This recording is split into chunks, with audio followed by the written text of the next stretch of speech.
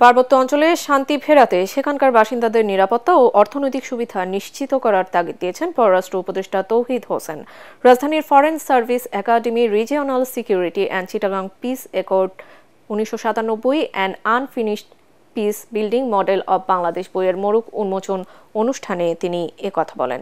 পররাষ্ট্র উপদেষ্টা আরও বলেন, পার্বত্য অঞ্চলের মানুষদের অধিকার ও সংস্কৃতিকে সম্মান দিলে এ সংকট কেটে যাবে। অনুষ্ঠানে অধ্যাপক সলিমুল্লাহ খান বলেন, দেশের সুশীল সমাজ ওই অঞ্চলের মানুষদের ভিন্ন জগতের মানুষ হিসেবে দেখে, কিন্তু তাদের দূরে ঠেলে পার্বত্য অঞ্চলে শান্তি প্রতিষ্ঠা করা সম্ভব হবে না।